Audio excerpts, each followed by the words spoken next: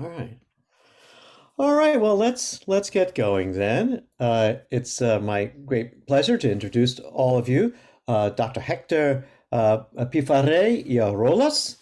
He is research director at the Center for Research in Health and Economics at the Universitat Pompeu Fabra in Barcelona, Spain. He is a public health demographer and population economist, has particular interest in I would say, in the determinants and measurement of health and mortality inequality and fertility, and the implications that these have for population age structures. His work lies very much at the intersection of public health and household and family economics, with a strong focus on equity considerations and policy implications. Does that sound like you, Hector?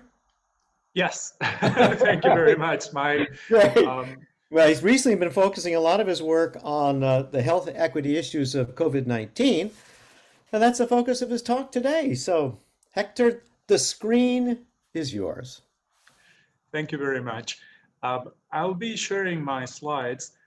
So as Mike said, thank you very much, first of all, for coming to the talk. I know it's been a challenging year, and this is the end of the semester, so we are all very tired of Zoom and equivalents and of talks over Zoom. I would have very much preferred to be there and then go for a coffee or for lunch and get to know you a little bit. But hopefully we'll be able to do that in the future. So as Mike said, this is a talk focused on the health impact of the pandemic. And since he did such a good job of presenting what I work on, besides this, I won't be spending that much time on this slide, but this is just to say that, yes, this talk is going to be focused exclusively on COVID. However, I do have other interests, and some of them are on population health, but I also work on other topics, substantive topics within demography and population sciences. So I'll be happy to talk about any of those in the one-on-ones afterwards. That said, let me just give you an overview of this talk, because this is going to be a little bit different in the sense that I won't be presenting exclusively a single project. Rather, what I'll do is I'll present my agenda over the whole past year, in which I have been studying the health impact of the pandemic. Now, in the first part of the talk, I'll be quantifying that impact, and I'll be quantifying the impact, what I call the direct impact of the pandemic, and this is just COVID and people who got it and the stress that it caused in many dimensions. Then the indirect impact of the pandemic will be other ways in which COVID has been affected the health of all populations aside from COVID itself. In the second part of the talk, I'll be addressing issues of policy to contain, suppress, alleviate the health impact that the pandemic has caused. I'll start with vaccination policy, and then I'll move to some work in progress where we try to see who are the people who have been worse hit by the disruptions caused by the pandemic. A lot of the results that I'll be showing today are based on published papers or papers that are forthcoming. Towards the end of the talk, I'll be talking about what we are doing right now and what I hope to do in the coming months, but that'll depend on time. Also, please feel free to interrupt me. I know that Mike told me the norm here would be to wait until the end, but I plan for interruptions. So if you do have a question, if I'm not clear over one of the slides, perhaps a plot or a method or whatever, please do feel free to interrupt, because I have planned for it. So you won't be stopping me from reaching the end of the talk. Okay, so before I get into the details of the results that we found over this past year, I wanted to take a second to address one of the topics that will be coming up through all the projects that we do, and that is the issue of inequality. And I would like to start with this quote from Temur Noah. He said, "COVID-19 does not care who you are." And the context in which he said that is right after President Trump got COVID. And I believe that he was trying to highlight the fact that anyone could get infected, given that this was such a contagious virus. And so we should all be careful, because if even the president can get it, all of us could be getting it. Now, this ties into a wider narrative that is also an academic hypothesis, which is that pandemics are times at which inequality diminishes. Inequality diminishes because we are all hit by it, and hence it doesn't make a distinction from social classes, racial categories, et cetera, then this pandemic, which some call pandemics as levelers, this narrative, which some call pandemics as levelers, is grounding on the study of the history of some of these events, past pandemics, some well-known, such as the Black Death and others, during which scholars argue we have seen massive decreases in inequality. Now, we have studied this throughout this pandemic, and what we find, based on my own work and that of others, is that this has not been the case at all for the current pandemic. Not only this pandemic has not been a leveler, but it has been the contrary. It has exacerbating existing inequalities. And I'll be talking about this throughout the talk. Now, let me just get back to the results. So I was starting by quantifying the health impact of the pandemic. And I said that I would be talking about two kinds of impact: the direct impact that would be caused by the virus itself, and the indirect impact. When I talk about the indirect impact, I'll be focusing on a very specific topic, which is the disruption that the pandemic has caused to the provision of healthcare and how this has affected populations for other conditions besides COVID. I'll be getting to that in a second. Then let me just start with the direct impact. So we all know, and perhaps we are all too used to these staggering numbers, but we know that the pandemic has affected people throughout the world. There have been official counts are close to 160 million throughout the world. And as I said, most of the countries have been affected in one way or another, obviously some more than others. This has led to over 3 million deaths throughout the world. Now, I'll be focusing on the mortality aspect, the premature mortality aspect of the pandemic, these 3 million deaths. But I just wanted to take a second to acknowledge that we increasingly know about the longer term health consequences of COVID, and this is what is known long COVID. Now, I won't be speaking to that, but this is something that we should keep in mind. Now, how bad is the mortality impact? Well, it turns out that to answer this, we have to go beyond counting deaths. Why? Well, public health scholars and epidemiologists will say, of course, but also because if we don't do that, different narratives emerge that have challenged the fact that this pandemic has had a massive impact. I have summarized them in some statements here that I'm sure that you have heard throughout the first year of the pandemic. So the first one is only the feeble are dying, those who have pre-existing conditions that make them more frail to the infection. Only the elderly are dying. That is, we know that deaths have been heavily concentrated among older ages, but to which extent is this narrative true? And finally, it is just like the flu. This is something that fortunately I haven't heard in the recent months, but it was certainly a narrative that was prevalent in the early months of the pandemic. Now, the results I'll be giving you are coming from this paper that I'm citing here that we published earlier this year. But the way I'm going to be presenting them today is as direct answers to these statements, hopefully giving you some evidence on whether these are true or accurate and to which extent. Okay, so before I get into the results, and I'll promise I'll be fast. I don't have a lot of methods and slides because I want to focus on the results and the substantive importance that they have. Before I do that, we'll be working on this premature mortality impact in the framework of years of life lost. Now, what are years of life lost? These are an epidemiology measure that attempts to capture to which extent life has been cut short by a death from a given cause. Or in other words, it tries to measure the human potential that is lost to different causes. Perhaps the project that is most well known that uses this methodology is the Global Burden of Disease study. Now, some of you might know about this. It's a massive study that studies across the world, covering all countries in the world, how different conditions and causes of premature mortality contribute to this burden of mortality. I'll be, in this project, we'll be applying these methods for the most part. So if you're familiar with them, this is what we're doing, and we are applying it to certain data sets, some of which were already existing, the Human Mortality Database and the data that the UN puts out, the Population Division. But also I wanted to give a hat tip to my collaborators that put together this wonderful data set, which is called Coverage, in which they are in a massive collaboration with dozens, I would say hundreds of scholars across the world they have managed to put together a data set in which we have age and gender specific death counts for COVID. And we have them through the entire period of the pandemic. So we'll be heavily basing our work on this project that they successfully published, I think a month ago in the International Journal of Epidemiology. This is where we draw it from. And in this particular case, we'll be covering 81 countries. And for these 81 countries, we'll have data from the beginning of the pandemic, March to January 2021.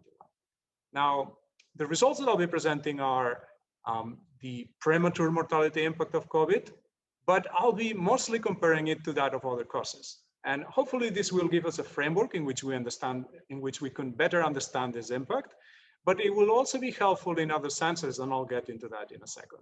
And finally, we're giving you these results by age and by gender. Hey, Hector, I have a quick question.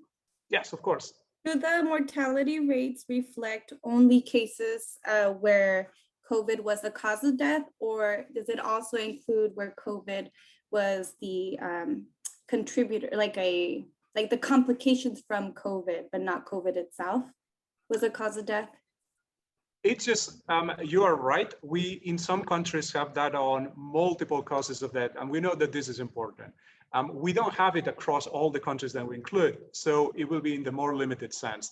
In addition, continuing on the sense of your comment, of course, there is the issue of undercounting. So are we missing some of the deaths because they're being attributed to other causes? And in the paper, we do have results, but unfortunately, you'll have to wait until the end of the presentation where I'll give you a sense of the presentation. I mean, this paper, so it's only 3 slides. I'm not going to take too long to get to it. Where I'll give you a sense of how much the results that we'd have would be larger if we weren't taking into account this excess mortality. But I'll get to that in a second. Well, so let's just get to the results. I started by saying there is a narrative that says it's only the frail that are dying. So in doing the exercise that we were doing, in counting how many years of life may have been lost to a death, we may be overcounting them. Why? Because we're not accounting for the fact that these people are feeble. They wouldn't have lived as many years as someone who is in the general population at their age. And so the way that we have to deal with it, and we acknowledge it's not perfect, but at least we try to acknowledge it, is by, instead of presenting the results in terms of values, these many years of life lost, we do it with regards to other conditions. Now, in this case, I'm doing it with regards to the flu. So I'll tell you statements such as the one that I have here as an example. COVID-19 is 8 times worse than the typical flu in the United States. Now, how is this helpful? Insofar as the flu is also affecting more those who are frail, because we know it's not the healthiest that are dying from the flu, we are adjusting in the presentation of the result for these so-called comorbidity bias. And I know I've been a little bit hand-wavy about this explanation, but I do have this specific mathematical formulation at the end of the presentation, so I'm happy to go over that in a bit. And furthermore, I think that a lot of people are not used to interpreting the magnitudes with which we're dealing during the pandemic, the number of deaths and so on. So by comparing them to causes that we understand a little bit better, hopefully this gives us a framework of reference so we can understand a little bit better the results. In the paper, we have several other causes of premature mortality, but here I'll be focusing on the flu. And if you're interested, I have a little bit of extra information in the back of the presentation to go over that. Well, is it just like the flu? No, it isn't. We find that at least in the countries that have been heavily impacted, it's 2 to 7 times worse than the worst flu in the last 3 decades. And let me just give you a taste of that. Now, I know there is a lot of information in the plot, so please stay with me. I'll just walk you through it slowly. So in the vertical axis, we have the countries in our sample. I know they're a little bit small. The advantage of doing this over Zoom is that you can lean in if you wish and hopefully see them a little bit better. You'll notice that next to them, there are some numbers. Those numbers will not be relevant for what I'm telling you now, but in case you're curious, they reflect the days since the first case of COVID in a given country, because we know that it was not simultaneous across the world. So we want to acknowledge that in our presentation. What else am I showing you here? In the horizontal axis, I'm giving you this ratio that I was talking about. Remember I was saying how many times worse or better than the flu is COVID. So this is what you'll find in the horizontal axis. Now, to help you guide you a little bit through this horizontal axis, I've placed this dashed vertical line. The dashed vertical line is 1. This means that if COVID was as bad as the flu, the dots for the countries should be placed along this vertical line. If COVID is better in the sense of fewer years of life lost, countries should be to the left of this line. And if COVID is worse than the flu, then you should find these points to the right of this dashed line, okay? The other element that you're seeing here is that for every country, we have 2 dots. So what do these 2 dots mean? Well, as you know, not all flu seasons are equally deadly. It depends on many things, among them, if we get the vaccines right. So this means that it is not possible to just draw a single comparison with the flu. Which flu year are you picking? So what we do here to give a fair chance to the flu is we compute across all these countries for the last 3 decades what was the worst flu possible that we find in the data. And for the same countries, we also compute what is the median or the typical flu during these last 3 decades. And so the 2 dots that we give you, the range of values are for the worst flu, that would be in dark blue, and for the average or typical flu, that would be the green color. And what we find is that for countries that have been heavily hit, such as the US or Spain or Italy or many others, COVID has been much worse than the flu, many times over. I gave you the figure before. It was 8 times worse than the worst flu in the last 3 decades in the case of the US. So moving on to the next result that I wanted to talk about.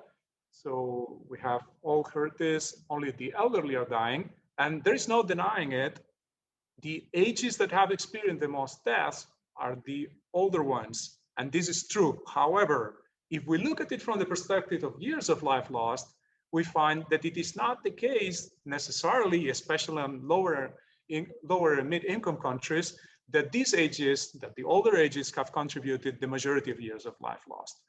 And this is what I'll be showing you in this plot. Again, I'll take a minute to explain what you're seeing here. In the vertical axis, you're finding, again, the sample, the same sample that I presented before. And in the horizontal axis, you're finding the proportion of years of life lost that can be attributing to each of these age groups. Now, we have divided the age distribution in 3 groups. Individuals under 55, between 55 and 75, and over 75. In yellow, you will find under 55, and in dark blue, over 75. And what we find here, and it might be a little bit hard to read for you, but I can tell you, what we find is that in lower income countries, typically the majority of years of life lost are coming from the younger age group, whereas in higher income countries, it is the reverse. The majority of years of life lost are coming from the older age group. Now, even in the case of these higher income countries, for which the majority of years of life lost are coming from the older age group, even in the case of these countries, we find a substantial amount of years of life lost are coming from the younger age groups as well. Now, this is even more the case, as I said before, in lower income countries. The way we interpret this is, first of all, it's not just the elderly that are being impacted by the pandemic in this sense, in the premature mortality sense. And also, we should be careful extrapolating some of the results that we are seeing in higher income countries to other contexts, because it might be giving you a completely wrong picture of what is going on. And this point, context matters, and careful with extrapolating from higher income to lower income context is something that I'll come back to in the second part of the presentation. Hector, if I can just briefly interrupt, I wonder Yes. if there's a full screen button on your slides that the presentation Is this better? just a little bit better. I'm No? just going to make the screen as big as possible. Is this better? No, that's worse. I guess it was better Oh. before. Yeah, it's just sometimes when your pointer comes in and then it obscures the legend at the bottom of the I'm image. very sorry about that. Yeah, you probably aren't quite seeing it the same way we are. No, I'll try to It's keep coming my. through. It's coming through fine. It's just really a nicety. Um, yeah, I'll keep my pointer off the just slides. Okay. yeah. Maybe that's the best. Yeah, that'll probably take care of it. Sorry to interrupt. No, absolutely. Thank you for letting me know. Now, before I move on to the next study, let me just give you a brief takeaway. It's not like the flu, it's much worse than the flu, at least for those countries in which we have experienced a lot of cases and deaths. It's not just the elderly that are suffering from it. There are substantial years of life loss for younger age groups. Careful with extrapolating from the experience in higher income countries to lower income countries because it does not always carry through. And finally, and now Sarah, I'm coming to your point, it is true that all the results that I've been giving you are based on official death counts. So you might wonder, how is this playing out, given that we know that in many countries there is substantial excess mortality that is undercounting of COVID deaths. So what we did to give you a sense of that is for those countries for which we had data, and it was between 20 and 30 countries, we did excess mortality estimation. That is, we predicted the mortality that we should have observed had there not been COVID, and the difference would be given by the undercounted COVID deaths. And what we find is that across the sample for which we could perform this estimation, we undercounting the years of life lost by a factor of 3. Now, this is a lot, but it varies between countries, okay? So potentially what I've shown you is a very conservative estimate of the real impact of the pandemic. Okay. So if there are no questions, I see a lot of people are thinking about this, but I'm happy to come back to it at the end of the presentation. So if there are no more questions, I'm going to move to the next project, in which I'll be. Héctor, actually, I have a yes. question just briefly. I wonder, I understand that you calculated these potential years of life lost and actual years of life lost before without considering vaccines. And I wonder if you've considered the impact of vaccines on those reductions. So for the period that we're covering, vaccination was not really a thing in most places of the world. And this will be important in the second part of the talk when I talk about vaccination policy and how we can, from the data that we have gathered in the first year of the pandemic, inform vaccination policy without falling in the trap that you're saying, which is that some of the results are actually generated by the vaccination policy itself. This is a really good point, thank you. And I'll be coming back to this at the end of the, well, not at the end, almost at the end of the talk in the last project. Thank you. So I was talking about the impact, and I said the direct impact, measure premature mortality, but how about the indirect impact? How about the other disruptions that the pandemic has caused? In particular, here I'll be talking about healthcare systems and how this has affected the level of care that was provided and for whom. So before I do that, I just want to acknowledge that while I've been focusing on health, this is not the only area, as we all know. I mean, I shouldn't be saying this, but it has affected all aspects of our lives. And wherever we look, it has had a harder effect for vulnerable groups and minorities. This is true across education, the way that families have handled their time. It is also true in academia, and I guess we have something to say about that. However, the area that I'll be focusing on is healthcare provision. And in healthcare provision, we also find this. We also find that vulnerable groups have been most affected, and I'll be coming back to that. So these are results from a paper that we just finally pushed through the revision stage, in which we study how these, the incidence of the pandemic across the different months has contributed to the disruption of the healthcare system as it would typically work. And we know that the pandemic has definitely strained our healthcare system across the world and our healthcare professionals. Now, this has had obviously consequences in the reduction of the level of care that they provide. We know that there have been delays in non-critical procedures. We know that there has been fewer emergency department visits and a host of other measures of the decreased activity of healthcare systems. Now, why is that the case? The obvious answer is, first of all, there are capacity constraints. All these healthcare professionals were busy providing for those who were infected. But at the same time, there's something that we need to understand a bit better, which is that some individuals may have purposely been avoiding care out of fear of contagion.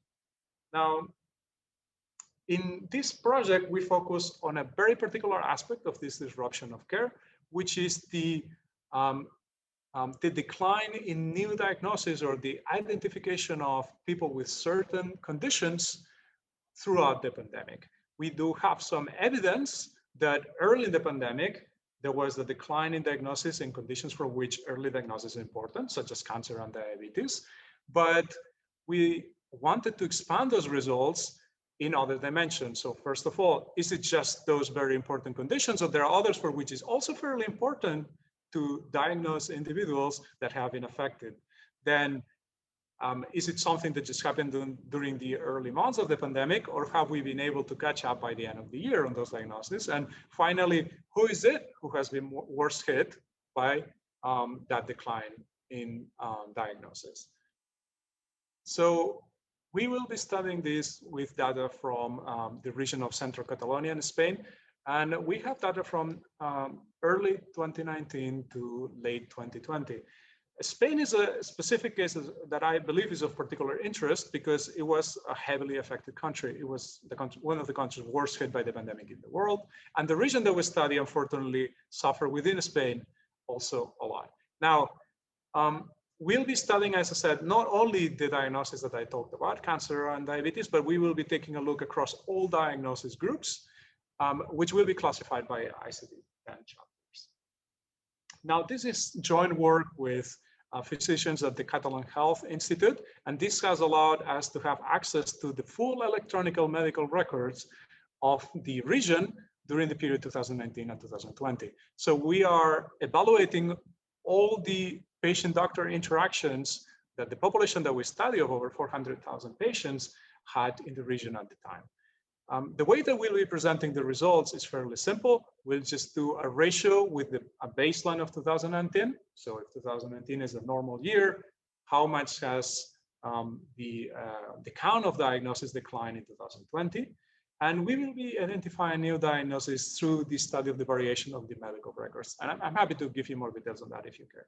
Now, before I show you the results, there is something that we should be careful with, which is that we have to understand whether the decline in diagnosis is coming from decreased incidence, things that are not happening, diseases that are not occurring, conditions that are not taking place, or is it because the system has been unable to detect those conditions, those diseases.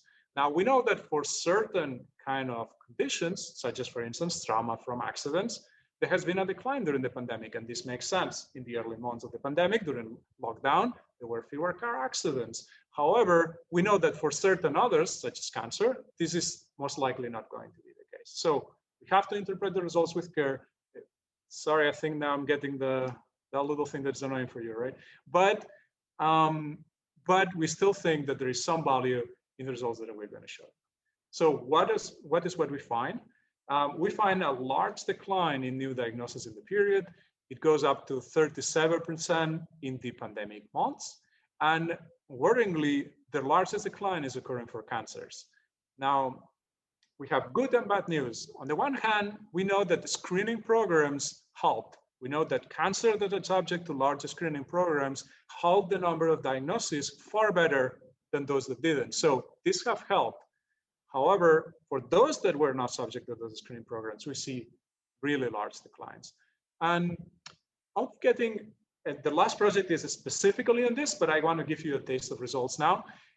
We know, or we have some evidence that it does seem that it is vulnerable socioeconomic groups that have experienced the largest decline in diagnosis. And this is important because diagnosis is the first step towards treatment. Now, if we study specifically social services related diagnosis, this has gone down to 50%. So it's one of the categories of diagnosis that has dropped the most. Now, if you're wondering what are social service related diagnoses, so imagine, for instance, inadequate housing that leads to a certain condition. For instance, you don't have heating during the winter, and this affects negatively your health. So you go to your primary care physician and report that condition. This is particularly the case in Spain, given that we have a largely accessible public healthcare system. Now, as I mentioned, sorry about that, as I mentioned, it will be important, not only because we care about equity, but because we care about the health of the population. It will be important to identify which are these population groups that have been most underserved during the pandemic. And this is something that we're actively working on right now with the regional health authorities. And I'll be showing you some results at the, it's the last project that I'll be talking about. So in the first part of the talk, I've been talking about quantifying the impact of the pandemic. How bad has it been, both the direct impact, the direct health impact, and the indirect impact through this disruption of healthcare provision. In the second part, I want to talk about pandemic response. I want to talk about pandemic policies. And I'll be starting with vaccination policy. Now, we know that countries around the world have tried a wide variety of policies to contain and suppress COVID, but it has been central to all the plans around the world. There has been the central element, which has been vaccination policies. Who are we vaccinating, and when are we vaccinating them is a question that all governments have had to answer. Now, even in countries like the US, where fortunately you have a relative abundance of vaccine doses, priority ordering has been important. We haven't been able to vaccinate all population groups at the same time. So we had to come up with rules to select which population groups will be vaccinated first. Now, among the criteria that we have explored to create these priorities and who is vaccinated first, many considerations have been taken into account, from the pre-existing conditions to risk factors such as, are you an essential worker or a healthcare provider? There are many considerations that we should take into account. I'm not going to argue that the one that we choose is the most important or the only one, but we do believe that it is an important one. And this consideration is age. We know that age has been key to the determination of priority for vaccination. And we will be studying how in taking this consideration into account, in taking age into account, we should be vaccinating certain age groups before others. And the way that we're going to determine this priority ordering will be through the minimization of years of life lost. The years of life lost that I was talking in the first part of the talk. Now, this is not something that we came up with. This is something that the World Health Organization was considering for a while, and that has attracted considerable research interest as well. Now, ultimately, the World Health Organization discarded this particular criterion as a possibility. And the reason why this was the case is because they were afraid that it would lead to, in a sense, abandoning older ages.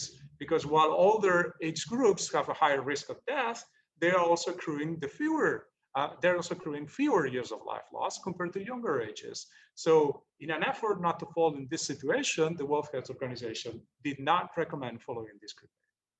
However, in a provocative article in PNAS, Goldstein et al. Argue that even if we were to follow this criterion that seems to favor younger ages, we would find in doing the calculations that the oldest age group should always be a priority because it's the one that saves the most years of life.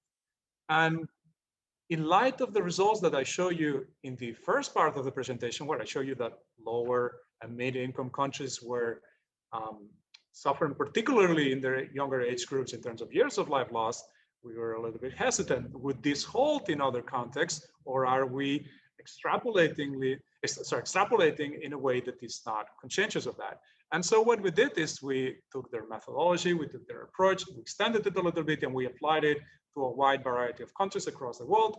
And this is coming out as a reply to the original article. And we find that the short answer is no, it is not true that this would hold across the globe.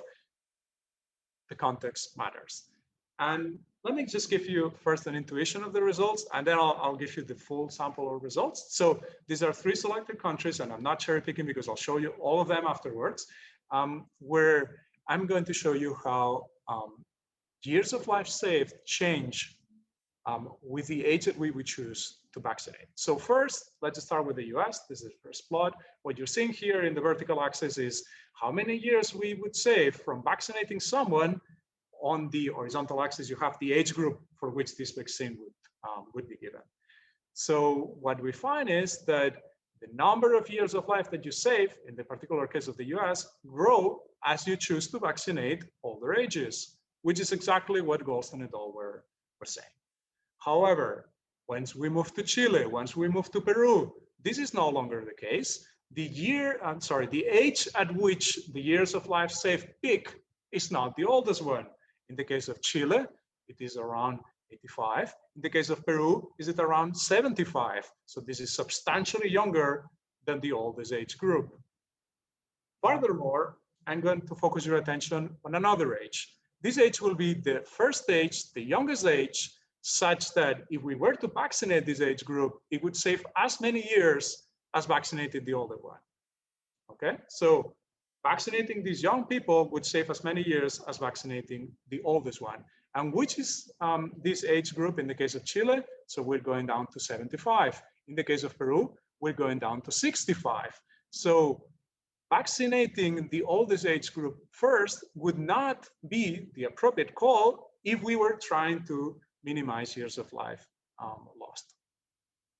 Now you might be wondering, is this only the case of Chile and Peru? I would argue these are important instances and we should be mindful of them, especially because Chile is one of the countries that has the most testing during the pandemic. So we really believe in this data. However, this is not only the case in these countries, it extends to other countries. Now I'm going to show you, I know that this plot, I love it, but it packs a lot of information. So I'll just walk you through it. In the vertical axis, you have countries, the full sample that we have, which are 40 countries. Unfortunately, it's skewed towards higher income countries because we have some data reliability issues for other countries. One, I know that some of you will be looking for India, and I was having a chat earlier with, sorry, I forgot your name, but I had it here, with Maliga precisely about the Indian case. India is not here because we only have the ages of death for about 10% of the deaths recorded in Congo. So we could not perform this sort of access. Now, even then, we only have a small subsample of lower income countries. We find that for 12 out of the 40 countries that we have here, vaccinating younger age groups would be better than vaccinating first the oldest age group. So again, in the vertical axis, you have the countries of the sample. In the horizontal axis, you have the different age groups for which we have data. Now you'll be wondering, what are these Lego-like squares? So we wanted to perform the analysis without modifying the data as much as we could. So the little squares just represent the age groups in which the data originally came. For instance, if you go to the top row, that's Ukraine, the data comes in 10-year age groups. So you have squares that have a length of, well, rectangles that have a length of 10. Now, the red colored rectangle is the age group for which vaccinating that age group would lead to as many years of life saved as vaccinating the oldest age group, which is the one I was telling you about earlier. And what we find is that it is for 12 out of the 40 countries younger than the oldest age group. That is, a priority should be given to those age groups. Now you'll be wondering, okay, so these are official death counts. How about if you do this with excess mortality? We can do that. And qualitatively, the results don't change that much. How about if you're a demographic, you'll say, well, how are you computing the life expectancy for the open-ended age group? If we play with that, it doesn't seem to change very much. So the way we interpret this is, again, we should be careful taking lessons from the experience in higher income countries and applying it to the rest of the world, because in some cases, we will be making mistakes. Right. So I'll be happy to come back to some of these. I know that I've gone fairly fast through them, but I wanted to give time for the Q&A. The last project I want to present on is something that we're currently working on, and is precisely identifying, as I was saying earlier, identifying which population groups have been hit the hardest by disruption of healthcare systems. Now, we had preliminary evidence that vulnerable population groups seem to be being hit the worst. And unfortunately, now that we have looked into that again, we find the same thing. Let me just jump to the results. We find that it doesn't seem to be the case that particular ages are doing much worse than the others. It doesn't seem to be the case that it's something about gender. It seems to be the case, though, that in those areas that are more deprived, and here we mentioned deprivation by income, diagnoses have dropped the most. So in recovering this diagnosis, in identifying those underserved populations, we should first be targeting those areas. And this is the thing that we're telling to the regional health authority. This is what our results are useful for. And let's see if they listen to us. So let me just give you the takeaways. I've presented a lot of different projects and I've done this very fast. So let me just hammer down some of the key points of what I've said. First, this is not a flu. This is much worse than the flu, 2 to 7 times the worst flu in the last 3 decades. The pandemic has not been a leveler. Wherever we have looked, it has exacerbating existing inequalities. And in those groups that are most vulnerable, that have been hit the worst. I have a little sub-bullet point here that it's work in progress, and hopefully I'll have a minute to tell you about this. Context matters. The results that we get from certain higher income countries or certain populations might not necessarily apply to the rest. And there has been a large disruption of healthcare provision. We're aware of that, but now it's important to target those populations that have been the most underserved. And it seems that, again, those are minorities and vulnerable populations. So I have other things going on that are not COVID related that perhaps we could discuss in the one-on-ones, and I'll be happy to do so. I also have some other COVID projects going on. Some of them involve racial inequalities within the US. And because I think I'm right on time just now, I'll leave with one slide that I wanted to show you on something that we think is quite important and we're investigating at the moment. And then I'll just leave you to ask me questions. So what I'm showing you here is on the vertical axis, COVID-related mortality rates for 3 racial groups within the US, non-Hispanic Black, Hispanic, and non-Hispanic White. And I'm showing you this over time. In the horizontal axis, you have the months since January.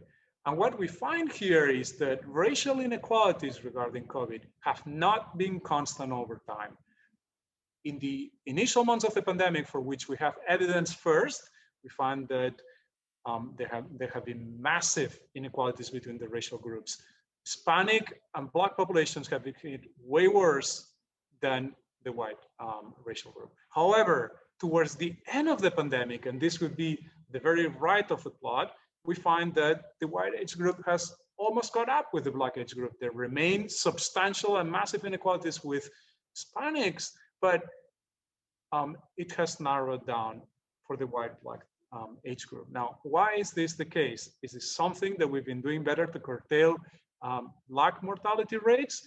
Or is that we're doing such a poor job that the white racial group is doing much worse? These are things that we're interested in and that we're investigating right now.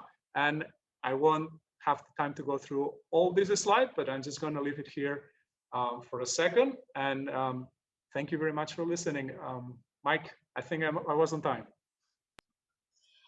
Beautifully, Hector. And you gave us so much really important information on a topic that is, it's hard to think of something that's more important right now than understanding COVID and its social and health dynamics. And thank you so much for that presentation. And now, I guess, yeah, let's see if we can start a conversation in our remaining minutes here between now and the top of the hour. But maybe before that, I think we should give Hector a little round of applause for the presentation thus far. For sure.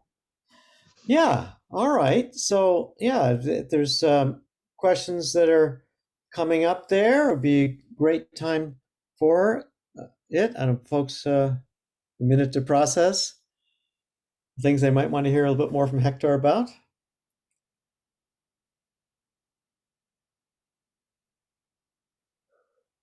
Hector, I see Dave Long's hand up. Yeah, Dave. Yeah, take it away, Dave. I'm still trying to get my head around the years of life loss graphs. I wonder if you could go back to that and help me. It Sure. looks to me like. Which one? No, sorry, this one or the next? So the yellow, gray, and blue. Yeah. So I'm thinking, if I'm reading this right, that a lot of this suggests that years of life lost is a function of the age distribution of the population in those countries. Is that fair to say, or are you somehow controlling for age in your representation, controlling for the age distribution in representing this? So this is a very good point and something that we hesitated on how to present, because you are right. If there are younger populations, we should expect more death at younger ages. Now, the global burden of disease study uses what is called a standard population. So in order to take away the influence of age structures, they simply assume that everyone would have a common age structure that is called the standard age structure population. And that way they standardize. So we don't do that. And there's a reason why we don't do that, because this is truly the experience in those countries. Now, it's true that part of it is given by the age distribution, but it is also true that young people are dying in those countries. So we didn't want to distort the picture in that sense. Okay. So, and part of what I was thinking of in relation to this went back to like who you prioritize for vaccines, and if you have just a tiny population of folks over 75, then it's easy to cover them, but relative to the population under 55, it's not like you can choose between those two and cover them with the same number of vaccines. You'd really you'd cover much larger shares of the population in a given age group in the older ages, right? So that right. could impact your strategy in terms of the availability of vaccines anyway. Okay, so it is an important consideration. However, I'll say this. If you only care about minimizing years of life lost, and you don't care about other things such as transmission dynamics, which would be really important based on what you're saying. If you only care about minimizing years of life lost, then the size of the age group does not matter in the priority order. And that could be a mathematical result from the framework. Now, other considerations might push us in the direction of what you're saying. And we are not claiming that we should be completely focusing only on minimizing years of life lost. We know that that would possibly be a terrible vaccination priority policy. But we're saying if you were to take this stance, because this is a stance that has been put forward, what this would lead to. And that's the point that we're making. All right. Thank you, Dave and Hector. Yeah, I see Noah's hand up, and I think I might have saw Malia's go up a little bit too. So looks like the queue is Noah and then Malia. Sure. Hello, Hector. My name is Noah Wieth-Weinstein. I'm an associate professor in this department. You started with this is a question about your priors in some respects. You started with the notion that the pandemic might be a great leveler. This is not my immediate area of expertise, but that is not where I would have started. That would not have been my initial assumption. My understanding of social determinants of health and so on and so forth would lead me to expect exaggerated impacts in minoritized groups. And so I'm curious if you have a sense of the field in terms of where those expectations might differ, perhaps on disciplinary lines or sectoral lines, and also whether you feel like it would have changed your analysis if you'd started with a different prior assumption about the impact of the pandemic. Okay, so this is a very fair question. And even though I want to clarify that, even though I have presented it in this way, this was not the starting hypothesis for any of the projects that we had, because we as public health, as economists, epidemiologists, demographers, did not have as a baseline the hypothesis that it would be a leveler. On the contrary, we thought, well, access to healthcare, these populations have different levels of occupational segregation. This is not going to be a leveler. However, I wanted to acknowledge that this is a narrative that it existed and that has been put forward, not so much for the current pandemic, but for pandemics as a more general sort of event that has not only happened now, but it has happened through history. And so typically the folks that argue that pandemics can be levelers are not doing so based on the current pandemic, but they're doing this based on previous pandemics and other, say, catastrophic events such as wars. So perhaps I haven't been totally fair to that literature, and I apologize for that. But it is a question that may come up. Someone who is familiar with that literature might think, what has happened in the current pandemic? And I felt that it was important to address that. Thank you. Yeah, thank you, Noah, for that question, and Hector for your response. Malia, you're next in the queue if you want to Yeah. raise your question. So Héctor, I'm curious to hear some. You were introduced as an applied demographer and public health expert, and I want to hear some about some of the applications of this work. So when we were let's start with the first part of the project. So this is work that starts in summer 2020.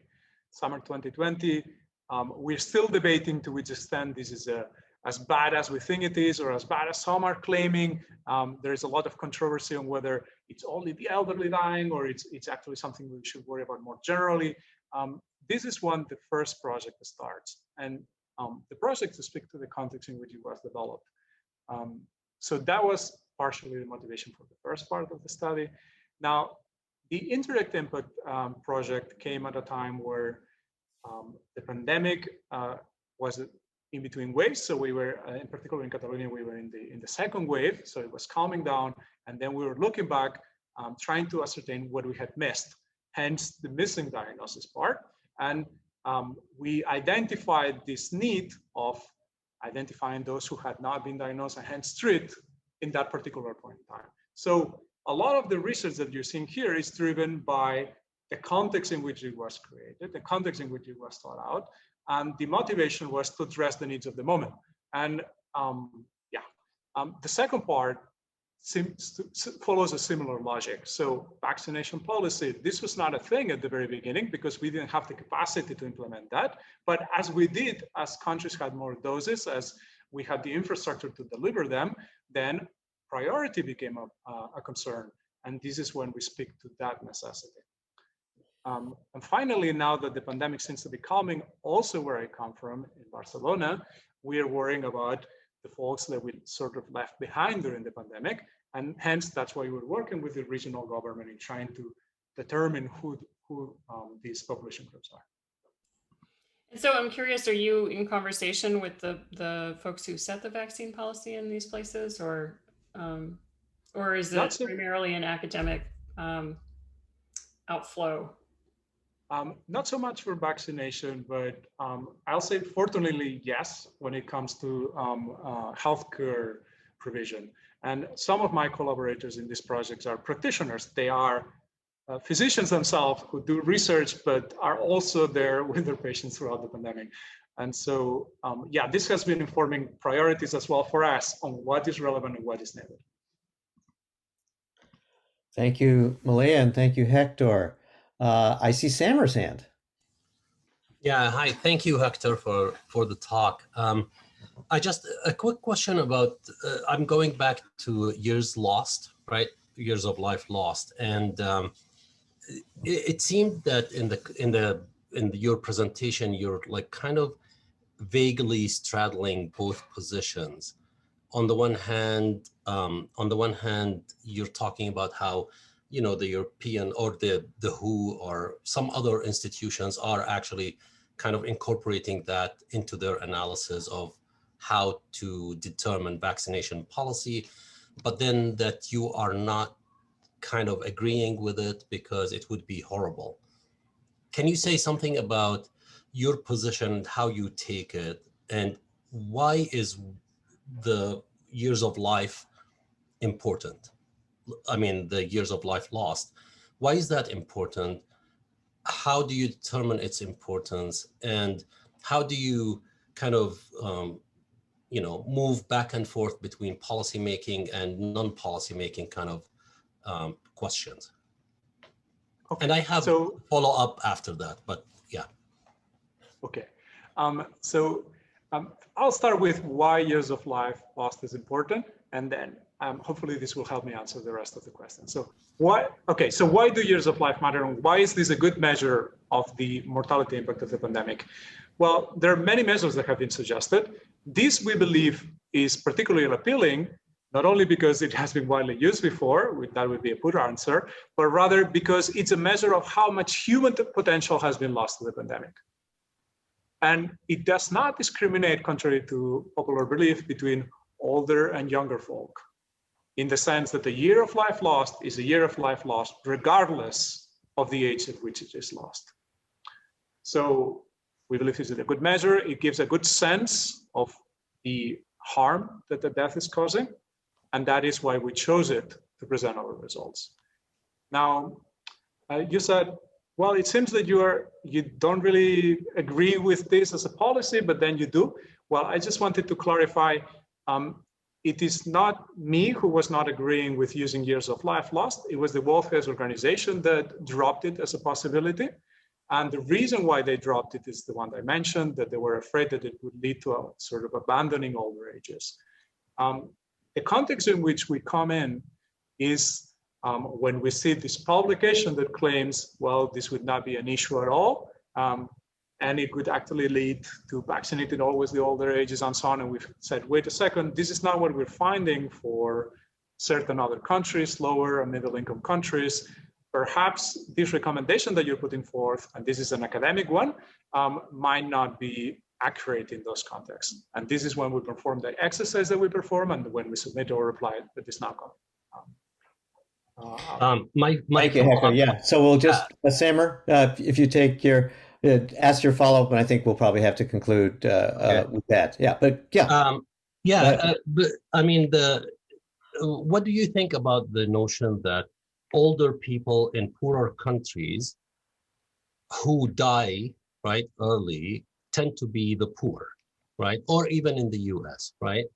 And so by discontinuing their healthcare or vaccination in this case, we are doubling down on the notion that, you know, the older, which means really poorer, because older rich are going to survive and they are going to get their help and their healthcare taken care of, but not the poorer ones. So that's one. And the other thing is the years lost usually is used as an economic measure of economic productivity for the years, right?